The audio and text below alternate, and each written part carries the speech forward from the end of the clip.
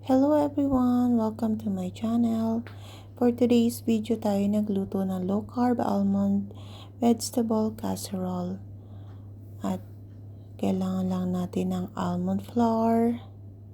Ang ginamit ko po dyan ay 6 egg, 1½ cup almond flour, 1½ cup whipping cream, 1 teaspoon of oil, 1 teaspoon of pepper, 1 teaspoon of salt, and 1 teaspoon of mixed herb, cheddar cheese, at kailangan lang nating i-mix well para mag-combine lahat ng mga ingredients.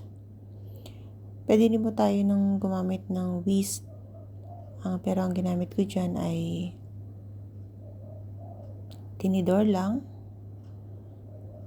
Kailangan natin haluin ng husto para walang magbuo-buong mga almond flour. Alam naman natin ang almond flour ay napaka-healthy po niyan. Ito po ay pwede sa mga nagda-diet o keto diet na din. Ayan, nilagyan ko na ng whipping cream. At well combine lang po natin lahat ng mga ingredients. Kung hindi pa po kayo nakapag-subscribe, pa-subscribe naman po, pa-like and comments, at comments niyo na rin po kung saan po kayong lugar na nanonood ngayon. At maraming salamat po sa inyong lahat at God bless po.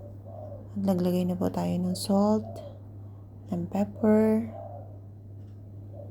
Ayan, halu-haluin lang po natin na mabuti.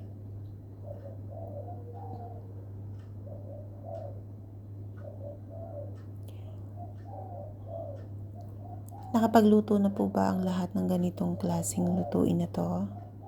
Kung hindi pa, try nyo na.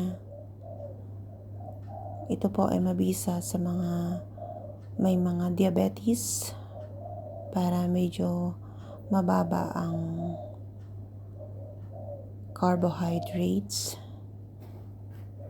Kaya kilala ang almond flour at alam din natin po ang almond flour ay mahal. May alternative din na pwedeng gamitin ang coconut flour. Pwede rin po yun. And i-mix po natin na mabuti. At nilagyan ko na din yan ng cheese at herbs. Mixed herb. Pwede din po ang oregano or basil. At sa baking dish, lagyan po natin ng konting oil para hindi magdumikit kapag binake na po natin. At nilagyan ko po yan ng zucchini. Ikat lang po natin into cubes, carrots at saka mushroom at konting bell pepper. I-mix lang po natin ang lahat ng mga ingredients at pagkatapos i-layer po natin sa baking dish. At yan, katulad po ng ginagawa ko, kailangan lang po ang ating mixture ay ilalagay na po natin sa baking dish. Katulad po niyan. At ibibake po natin yan sa 200 degrees Celsius sa looban ng 1 oras. Yan, halu-haluin lang po natin at ayusin natin ang pagkakalagay para maganda po ang kinalabasan mamaya. Huwag nating kakalimutang i-cover po yan para hindi masunog.